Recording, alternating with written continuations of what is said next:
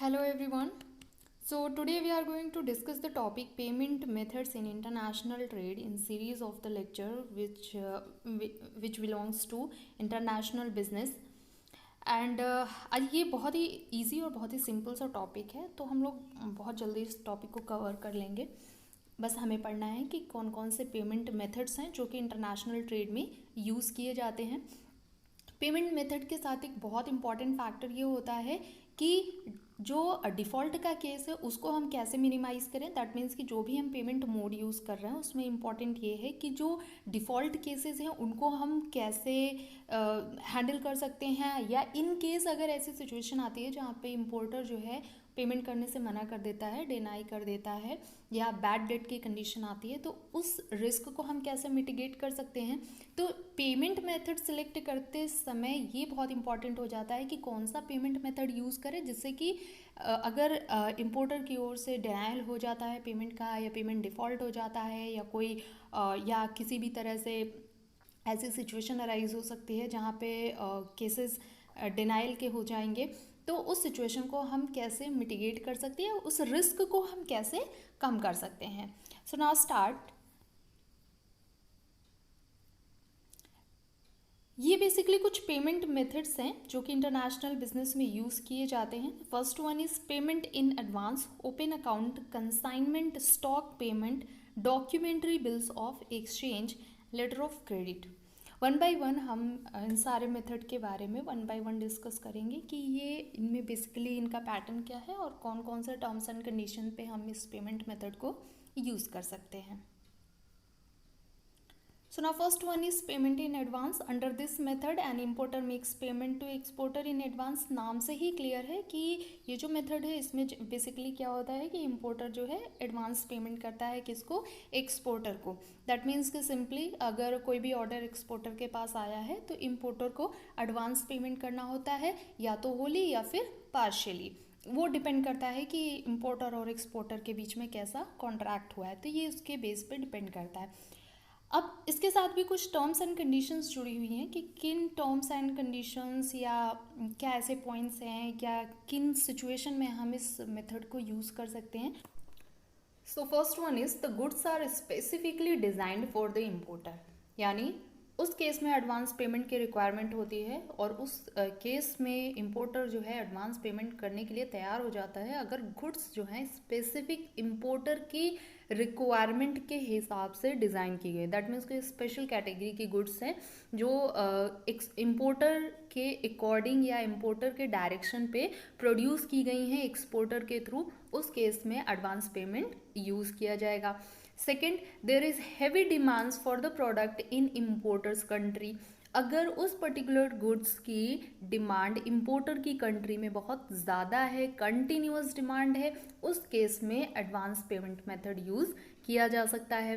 And the third one is when the product ordered is seasonal. कुछ products ऐसे होते हैं, कुछ गुड्स ऐसी होती हैं जिनकी डिमांड सीजनल होती है। दैट मीन्स इनकी जो मांग होती है वो एक पर्टिकुलर सीज़न में होती है, और जैसे ही सीज़न ओवर होता है उनकी डिमांड भी ख़त्म हो जाती है।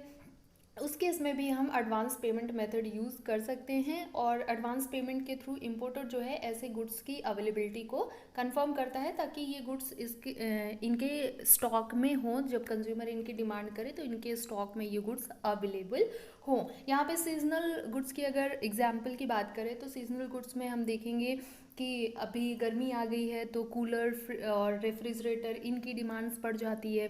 कॉटन क्लोथ्स की डिमांड बढ़ जाती है। जैसे ही सर्दियाँ आने लगेंगी तो हीटर्स की डिमांड बढ़ जाती है, या वुलन क्लोथ्स की डिमांड बढ़ जाती है। तो ये सीजनल गुड्स होते हैं। And next, when exporter has good relations with the importer. ये बहुत ही इम्पोर्टेंट पॉइंट है कि अगर आप एडवांस पेमेंट मेथड यूज़ कर रहे हैं तो इम्पोर्टर और एक्सपोर्टर के बीच में बहुत वेल इस्टेब्लिश्ड रिलेशन होना चाहिए। इनके बीच में रिलेशन अच्छा होना चाहिए, इनके बीच में कमिटमेंट, बॉन्डिंग या लॉन्ग टर्म ट्रेड रिलेशन होने चाहिए, जिसके बेस पे एडवांस पेमेंट मेथड यूज़ किया जा सकता है। And the next one is an exporter may choose this method if अभी तक जो पॉइंट्स पढ़े थे वो हमने पढ़ा था कि एक इम्पोर्टर जो है ये मेथड क्यों यूज़ करता है या ये मेथड क्यों ऑप्ट करता है। अब बात करते हैं एक एक्सपोर्टर इस मेथड को क्यों चूज़ करता है, क्यों ऑप्ट करता है।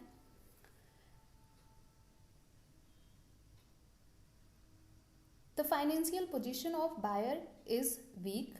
फर्स्ट पॉइंट इज़ कि अगर जो बायर है, जो इम्पोर्टर है, उसके फाइनेंशियल पोजीशन वीक होती है, उस कंडीशन में एक्सपोर्टर इस मेथड को चूज़ करता है। क्यों? क्योंकि यहाँ पे हो सकता है कि डिनाइल ऑफ पेमेंट हो जाए या बायर जो है वो पेमेंट करने से मना कर दे। तो इस केस में अपनी जो रिस्क है उसको कवर करने के लिए एक्सपोर्टर इस मेथड को चूज़ करता है। And second one is the credit worthiness of buyer is not sound. That means कि जो इम्पोर्टर है, जो बायर है, अगर उसकी क्रेडिट वर्दीनेस साउंड नहीं है, उस कंडीशन में भी हम ये मेथड यूज़ कर सकते हैं। क्रेडिट वर्दीनेस का मतलब होता है कि जब भी हम ट्रेड रिलेशन करते हैं तो जब अगर बात क्रेडिट पे किसी भी गुड्स को डिलीवर करने की होती है, उस कंडीशन में हम देखते हैं कि जिस बायर को या जिस इम्पोर्टर को हम क्रेडिट बेस्ड गुड्स डिलीवर कर रहे हैं, क्या वो बाद में हमारा जो पैसा है वो वापस कर सकता है या नहीं कर सकता है। ये जो चेक होता है ये क्रेडिट वर्दीनेस चेक होता है। दैट मीन्स कि क्या इस बायर के साथ हम क्रेडिट बेस या क्रेडिट के आधार पे या उधार के आधार पे क्या हम इस पर्टिकुलर बायर के साथ, इम्पोर्टर के साथ ट्रेड कर सकते हैं। अगर क्रेडिट वर्दीनेस बायर की वीक है, साउंड नहीं है, उस कंडीशन में भी हम अवॉइड करते हैं और एडवांस पेमेंट की डिमांड करते हैं। Third, the economic and political situation in importers countries unstable. Political situation का मतलब होता है कि वहाँ की गवर्नमेंट जो है वो उसका जो वर्किंग या रूल्स रेगुलेशन या गवर्नेंस है वो अनस्टेबल है। इस कंडीशन में भी हम एडवांस पेमेंट की डिमांड करते हैं। क्यों? क्योंकि हो सकता है कि अगर कंट्री में कुछ ऐसी सिचुएशन अराइज हो गई जिसकी वजह से जो बायर है, इम्पोर्टर है, उसने पेमेंट से रिफ्यूज़ कर दिया, तो फिर जो एक्सपोर्टर है उसका लॉस होगा या फिर उससे इस बात का रिस्क होता है। ऐसी कंडीशन में वो ये भी चेक करता है कि क्या जिस कंट्री के साथ या जिस इम्पोर्टर के साथ हम ट्रेड रिलेशन करने जा रहे हैं वहाँ की पॉलिटिकल सिचुएशन कैसी है, पॉलिटिकल सिचुएशन स्टेबल है कि नहीं है। तो ये भी एक इम्पॉर्टेंट फैक्टर होता है जब भी हम एडवांस पेमेंट चूज़ कर रहे होते हैं इंटरनेशनल ट्रेड में। तो ये तो सारे पॉइंट्स थे जिसमें हमने ये देखा कि एक इम्पोर्टर किन किन टर्म्स एंड कंडीशन के बेस पे एडवांस पेमेंट चूज़ करता है और एक्सपोर्टर किन टर्म्स एंड कंडीशन के बेस पे एडवांस पेमेंट चूज़ करता है। Now next, open account. In this method, the exporter dispatch the goods along with title of goods and invoice. The importer pays to exporter usually with a credit period 30, 60, 90 days. Simple, जो भी exporter है वो goods dispatch कर देता है importer को। जैसे ही importer को गुड्स की डिलीवरी मिल जाती है उसके कुछ टाइम ड्यूरेशन के बाद वो उसका फाइनल अकाउंट सेटलमेंट कर देता है। तो ये होता है ओपन अकाउंट मेथड। सिंपल क्या है, गुड्स को डिस्पैच किया गया इम्पोर्टर तक, इम्पोर्टर को जैसे ही गुड्स का ओनरशिप मिल जाता है या वो अपने गुड्स को कस्टम क्लियरेंस करा लेता है, उसके बाद 30, 60, 90 डेज़ के बाद पेमेंट रिलीज़ कर देता है। और ये पेमेंट चेक के थ्रू या ड्राफ्ट के थ्रू पेमेंट कर दी जाती है। तो ये बहुत ही सिंपल सा तरीका है। यहाँ पे एक पॉइंट दिया हुआ है credit period.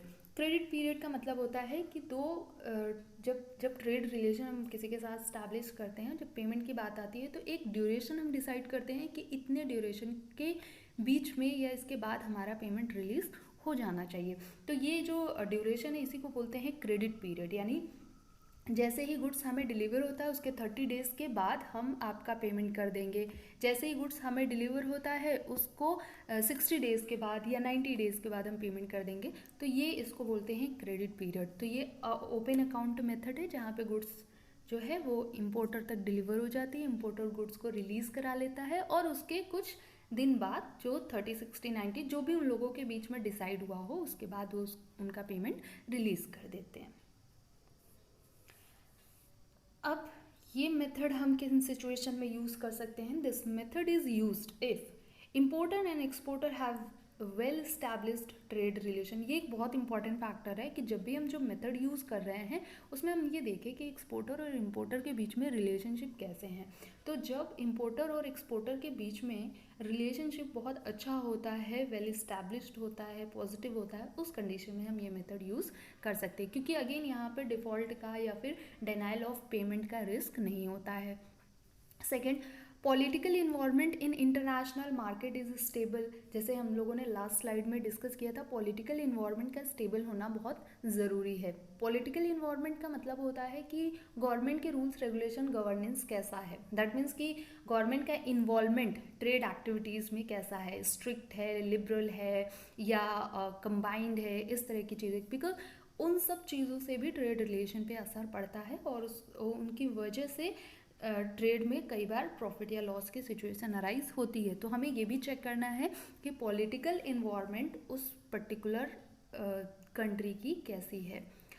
Next, there is intense competition in overseas market. कई बार ऐसा होता है कि इंटरनेशनल मार्केट में जिस गुड्स की हम सप्लाई कर रहे हैं उसमें कंपटीशन बहुत ज़्यादा होता है। ऐसे में हम बिल्कुल ये देखते हैं कि अगर कहीं हमारे एंड से कुछ ऐसा हुआ जहाँ पे जो बायर है वो हमारे गुड्स को के ऑर्डर को कैंसिल कर सकता है, उस कंडीशन में हम ये मेथड यूज़ करते हैं ताकि एटलीस्ट गुड्स की सप्लाई प्रॉपर और स्मूथली होती रहे। तो अगर इंटरनेशनल मार्केट में कंपटीशन बहुत टफ है तो ये मेथड हम यूज़ कर सकते हैं।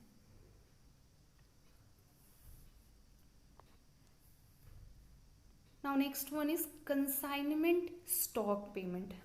ये भी बहुत सिंपल सा मेथड है कि जनरली क्या होता है, जो एक्सपोर्टर है वो अपना गुड्स, दैट मीन्स कंसाइनमेंट, वो इम्पोर्टर तक डिस्पैच कर देता है।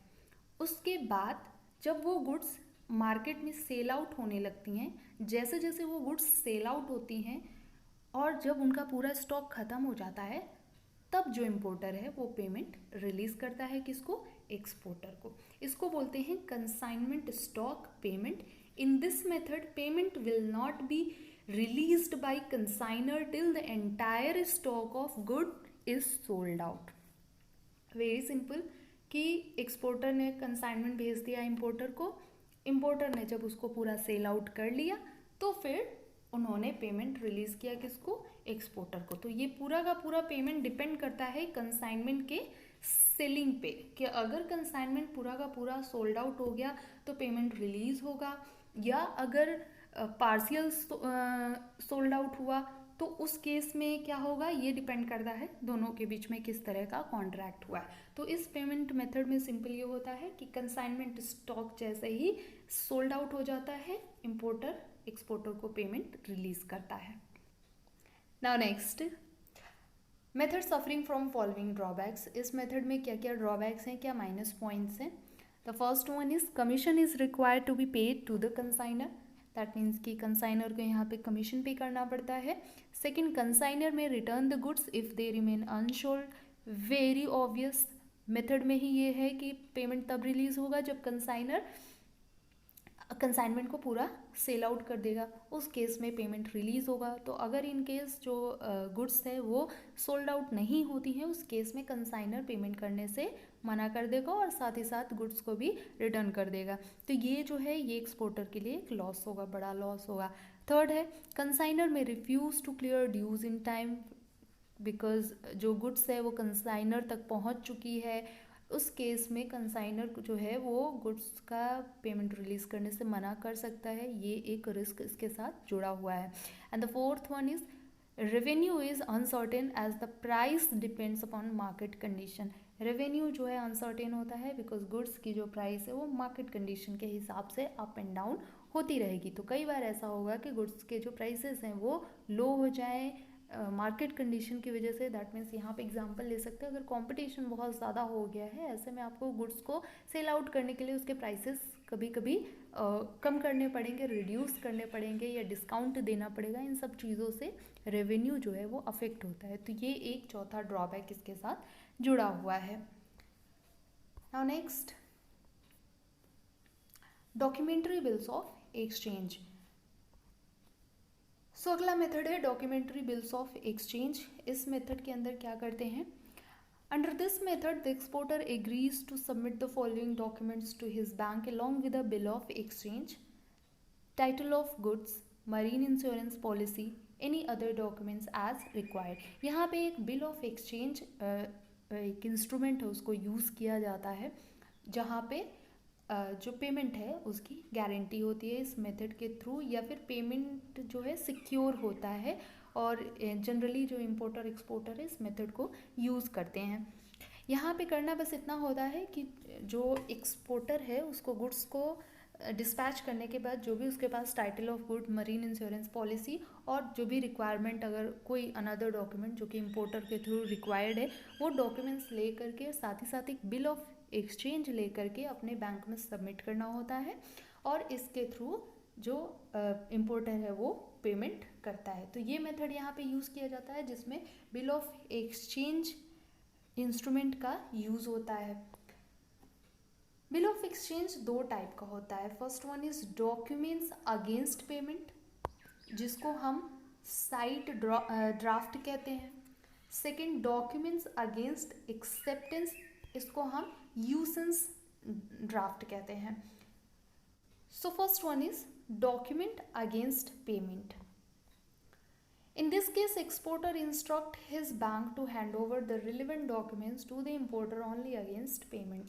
इस केस में जो भी एक्सपोर्टर जो भी डॉक्यूमेंट्स और बिल ऑफ एक्सचेंज बैंक को हैंड ओवर करता है, उस वहाँ पे एक शर्त ये होती है कि जो ये डॉक्यूमेंट्स है इम्पोर्टर को तभी हैंड ओवर किया जाएगा जब इम्पोर्टर पेमेंट को क्लियर करा लेगा, और पेमेंट जब कंप्लीट हो जाएगा, पेमेंट फुलफिलमेंट हो जाएगा, उसके बाद वो डॉक्यूमेंट इम्पोर्टर को हैंड ओवर किया जाएगा। वो ऐसे डॉक्यूमेंट्स हैं जिनके बगैर कस्टम क्लियरेंस गुड्स का नहीं होगा। ऐसे में गुड्स का जो ओनरशिप है वो इम्पोर्टर को ट्रांसफ़र नहीं होती है। तो ये पहला बिल ऑफ एक्सचेंज का पहला टाइप है डॉक्यूमेंट्स अगेंस्ट पेमेंट, जिसमें जो पेमेंट रिलीज कब हो, पेमेंट जब रिलीज़ हो जाती है तब डॉक्यूमेंट्स इम्पोर्टर को हैंड ओवर किया जाता है। और वो कौन से डॉक्यूमेंट है, वो डॉक्यूमेंट है bill of lading, marine insurance policy, any other document which are required from the importers. वो सारा का सारा with bill of exchange exporter उसको अपनी बैंक में ले जा कर के सबमिट करता है, और बैंक को इंस्ट्रक्ट करता है कि इम्पोर्टर को ये सारे डॉक्यूमेंट्स सिर्फ एक कंडीशन पे हैंड ओवर होंगे, जब वो पेमेंट कर देगा। तो इसलिए इसको बोला गया है documents against payment.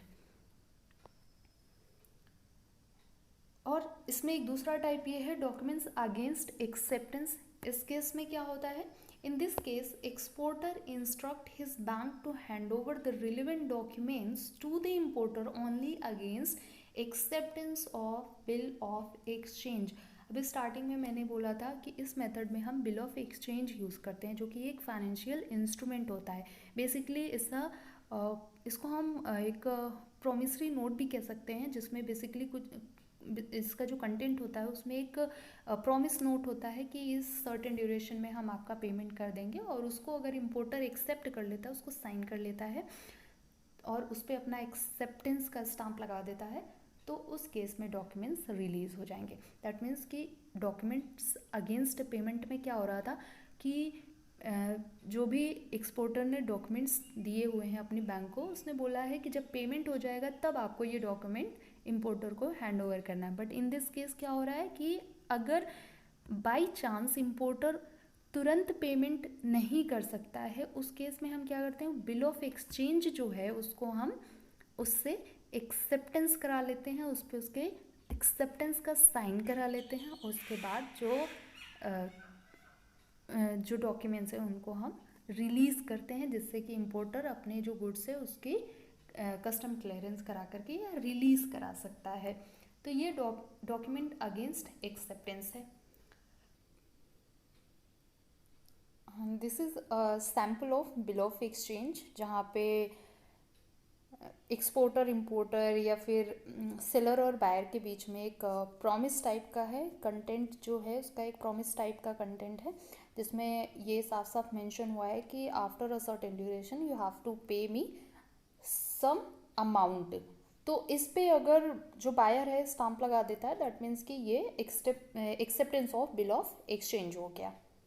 Letter of credit.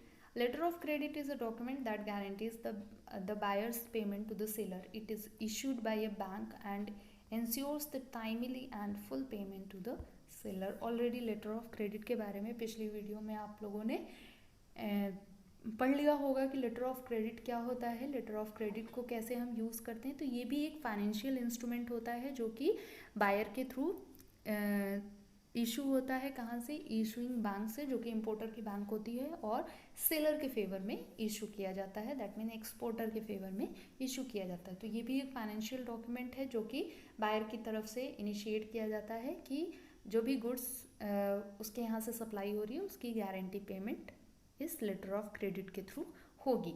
तो ये जो है लेटर ऑफ क्रेडिट मेथड है, और अगर इसको आपको डिटेल में पढ़ना है या अभी तक नहीं इसके बारे में पढ़ा है तो आप पिछली वीडियो में जाकर के इसके बारे में डिटेल्स देख सकते हैं।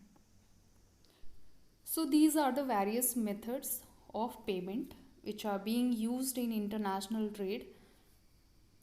और इन मेथड्स का सिलेक्शन करने का बेसिक क्राइटेरिया ये है कि अभी जो टर्म्स एंड कंडीशन साथ में ही आपको बताए गए हैं, तो मतलब जो भी मेथड हम चूज़ कर रहे हैं वो उन टर्म्स एंड कंडीशन या उन्हीं क्राइटेरिया के बेस पे हम चूज़ करते हैं।